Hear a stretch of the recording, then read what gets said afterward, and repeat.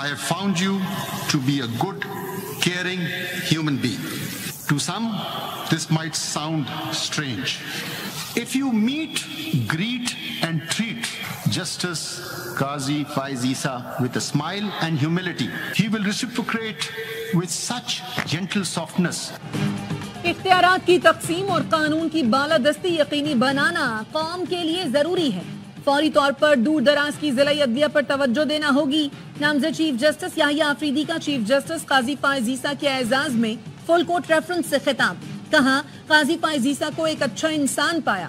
آپ ان سے عاجزی سے ملے تو وہ بھی نرمی سے پیش آئیں گے، لیکن آپ نے انہیں اکسایا تو پھر خدا ہی آپ کو بچا سکتا ہے. قاضی فائز عیسیٰ کو الوداعی ظہرانہ ذاتی خرچ پر دے رہے ہیں.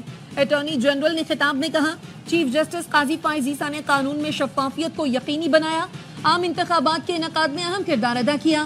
جسٹس منصور علی شاہ، جسٹس منیب اختر، جسٹس عائشہ ملک، جسٹس شاہد وحید، جسٹس اطہر من اللہ اور جسٹس ملک شہزاد فل کورٹ میں شریک نہیں ہوئے.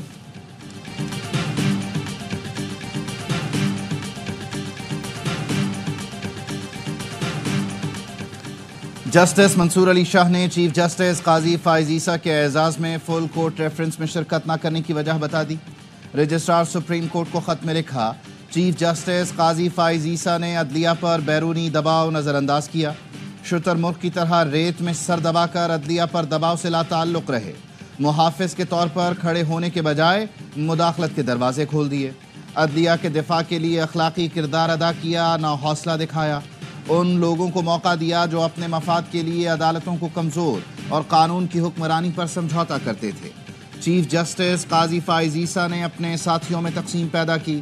انتظامی امور سے متعلق ان کا دور پست رہا. ایسے دور کا جشن منانے سے پیغام جائے گا کہ ایک چیف جسٹس ادارے سے بے وفائی کر سکتا ہے، ادارے کو کمزور کر سکتا ہے.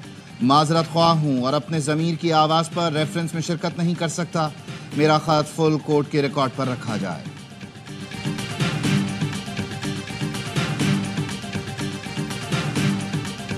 آپ سب کا شکریہ ادا کرنا چاہتا ہوں کہ آپ آئے، اور انہوں کا بھی شکریہ جو آج ہم میں موجود نہیں ہیں. ہم کیس سنتے ہیں، کاغذ پہ کچھ فکرے لکھے ہوتے ہیں، اندازہ لگانا ہوتا ہے کہاں سچ ہے کہاں جھوٹ ہے. ہو سکتا ہے بے پناہ ہم نے فیصلے غلط کیے ہوں. فل کورٹ ریفرنس میں شرکت کرنے اور شرکت نہ کرنے والوں کا شکریہ. چیف جسٹس قاضی فائز عیسیٰ کا فل کورٹ ریفرنس سے خطاب. کہا ہو سکتا ہے ہم نے بے پناہ غلط فیصلے کیے ہوں. کاغذ کے ٹکڑوں پر جو لکھا ہوتا ہے وہ ایک پارٹی کا فائدہ دیتا ہے، دوسرے کے خلاف ہوتا ہے. سچ کیا ہوتا ہے یہ اللہ جانتا ہے، ہم تو کاغذوں پر چلتے ہیں. الوداعی عشائیے سے خطاب میں چیف جسٹس قاضی فائز عیسیٰ نے کہا جسٹس یحییٰ آفریدی کا لیول ہم سے اوپر ہے. لوگ ہمیں سمجھ گئے لیکن یحییٰ آفریدی کو کوئی نہیں سمجھ پایا. ایک بات تو طے ہے کہ اب کسی کو پتہ نہیں ہوگا کہ فیصلہ کیا ہوگا.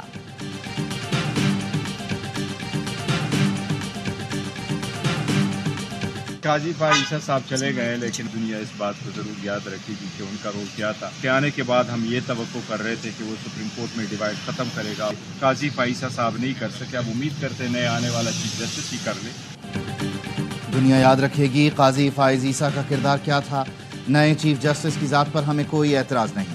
Chairman P T I barrister Gohar کہتے ہیں ہمیشہ اصول رہا ہے کہ سینئر ترین جج ہی چیف جسٹس بنتے ہیں. اصول سے روگردانی کریں گے تو تاثر جائے گا کہ ان کو لے کر آتے ہیں جو ان کے لیے بہتر ہو. سربراہ سنی اتحاد کونسل صاحبزادہ حامد رضا کا نامزد چیف جسٹس کے لیے نیک تمناؤں کا اظہار.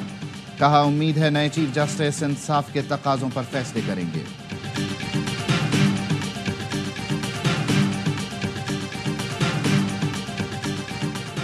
نئے چیف جسٹس پاکستان جسٹس یحییٰ آفریدی کی تقریب حلف برداری کل صبح 11 بجے ہوگی.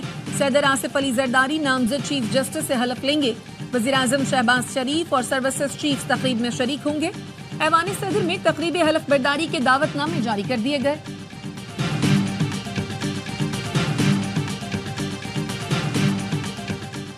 چھبیسویں ترمیم کے خلاف وکلاء کی تحریک جاری رہے گی. آئینی ترمیم کا خاتمہ ہوگا. صدر Lahore high court bar Asad Manzoor but کا لاہور ہائی کورٹ بار کے جنرل ہاؤس اجلاس سے خطاب. سابق نائب صدر لاہور ہائی کورٹ بار ربیہ بادوا نے کہا قوم کی جوڈیشل ڈکٹیٹر سے جان چھوٹ چکی. قاضی فائز عیسیٰ اور چیف الیکشن کمشنر کے خلاف آرٹیکل 6 کی کارروائی ہونی چاہیے.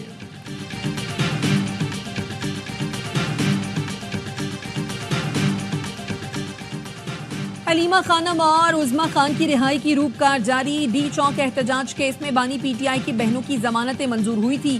انسداد دہشت گردی کوٹ اسلام آباد نے حلیمہ اور عظمی خان کی ضمانت 20,000 روپے مچلکوں کے عوض منظور کی.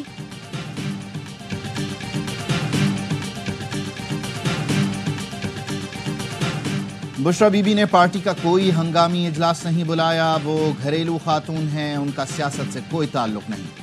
بشرا بی بی کی فوکل پرسن مشال یوسفزئی نے بیان جاری کر دیا.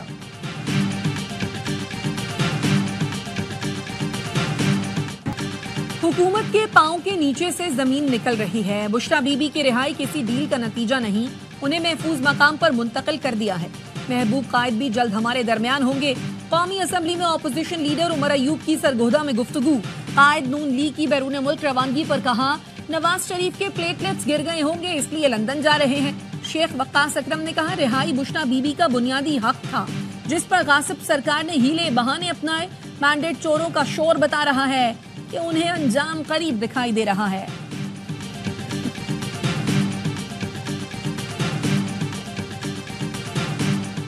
اسرائیلی لابنگ فرمز اور حکومت پی ٹی آئی کی سپورٹ جاری رکھے ہوئے ہے. اسرائیلی جریدوں نے بانی پی ٹی آئی کے بارے میں لکھا, میڈیا نے حمایت کی. وزیر اطلاعات سندھ شرجیل انعام میمن کہتے ہیں, مختلف ملکوں میں بانی پی ٹی آئی کے حق میں قراردادیں لائی جا رہی ہیں. گولڈ سمتھ فیملی بانی پی ٹی آئی کے لیے جو کر رہی ہے سب کو معلوم ہے. 26ویں ترمیم کے مسودے میں پی ٹی آئی والے بھی بالواسطہ شامل تھے. مزید بتایا, ہم پاکستان کی پہلی ای وی ٹیکسی شروع کرنے جا رہے ہیں. کراچی میں ڈبل ڈیکر بسیں بھی چلیں گی.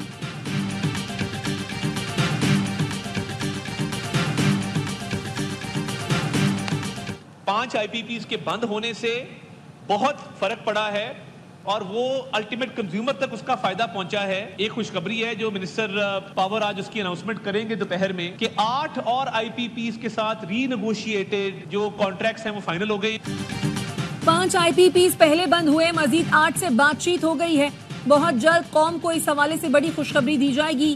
وفاقی وزیر اطلاعات عطا تارڑ کہتے ہیں, مزید 8 آئی پی پی سے معاہدے فائنل ہو گئے ہیں.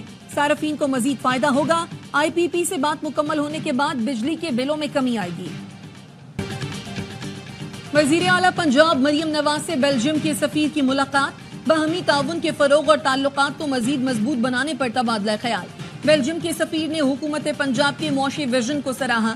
مریم نواز نے کہا, پاک بیلجیم دو طرفہ تعلقات کو قدر کی نگاہ سے دیکھتے ہیں. بیلجیم کے ساتھ تعلقات نئی بلندیوں تک پہنچائیں گے. بیلجیم کے سفیر. اسرائیلی فورسز نے شمالی غزہ کو خون میں نہلا دیا. 2 روز میں جبالیہ میں اسرائیلی بمباری سے 150 سے زائد افراد شہید, 10 عمارتیں تباہ. اسرائیلی فورسز نے کمال عدوان اسپتال پر دھاوا بول دیا. بچوں سمیت متعدد افراد شہید. فلسطینی حکام کا کہنا ہے شمالی غزہ میں اسرائیل بدترین قتل عام کر رہا ہے. خان یونس میں بمباری میں 28 فلسطینی جان سے گئے.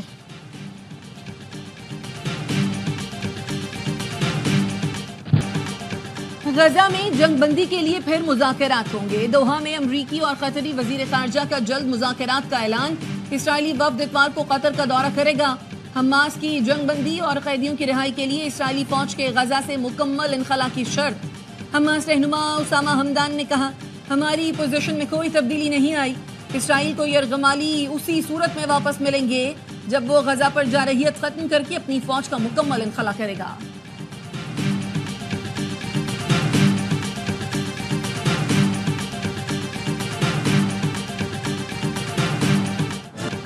اسرائیل کی لبنان میں وحشیانہ بمباری. 24 گھنٹے میں 19 افراد شہید, متعدد زخمی.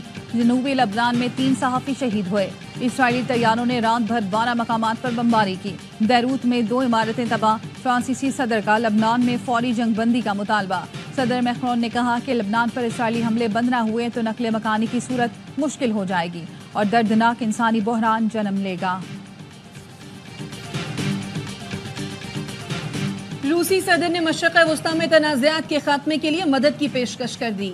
پیوٹن نے قازان میں برکس اجلاس سے خطاب میں کہا, مشرق وسطی کا بحران تاریخ کا خونی بحران بن گیا ہے. غزہ میں جنگی کارروائیاں لبنان تک پھیل گئیں. اسرائیل اور ایران کے درمیان کشیدگی نے خطے کو مکمل جنگ کے دہانے پر کھڑا کر دیا. روس کا اعلیٰ سطح کا وفد اسرائیل پہنچ گیا. اسرائیلی وزیر اعظم سے ملاقات متوقع. अमरीकी इंतखाबात में 10 रोज बाकी, कबल इस वक्त वोटिंग में 3 करोड़ अमरीकी वोट कास्ट कर चुके उम्मीदवारों की मुहिम जोरों पर। कैमला हैरिस की जॉर्जिया में रैली, ओबामा की शिरकत, मारूफ गुलकार बैंड ने परफॉर्मेंस दी। 23 नोबेल इनाम याफ्ता अफराद ने कैमला हैरिस की हिमायत कर दी। डोनाल्ड ट्रंप की नेवाडा में रैली, कहा तारीख की सबसे बड़ी सियासी तहरीक चला रहा हूँ। रैली में महंगाई से निपटने और गैर कानूनी तारिकीन वतन के खिलाफ क्रैकडाउन का वादा किया गया।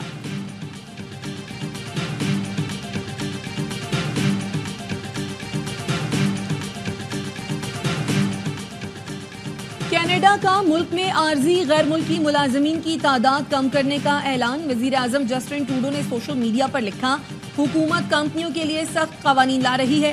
गैर मुल्कियों को मुलाजमत पर रखने से पहले साबित करना पड़ेगा कि वो मकामी अफराद की खिदमात हासिल क्यों नहीं कर सकते। कनाडा ने नई इमिग्रेशन में 21% कमी का ऐलान कर दिया।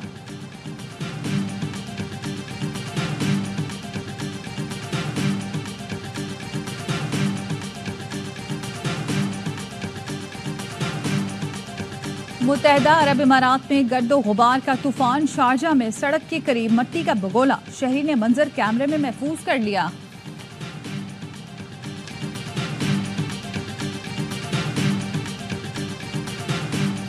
फाइनल का टिकट कौन कटाएगा, कौन सेमीफाइनल से घर जाएगा। इमर्जिंग एशिया कप T20 के दोनों सेमीफाइनल आज खेले जाएंगे।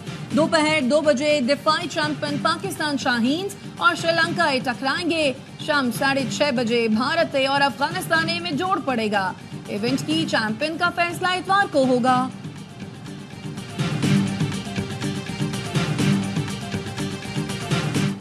आर्ट्स काउंसिल कराची में वर्ल्ड कल्चर फेस्टिवल जारी, इमराती फनकारों की परफॉर्मेंस के साथ रिवायती खाने भी सजे।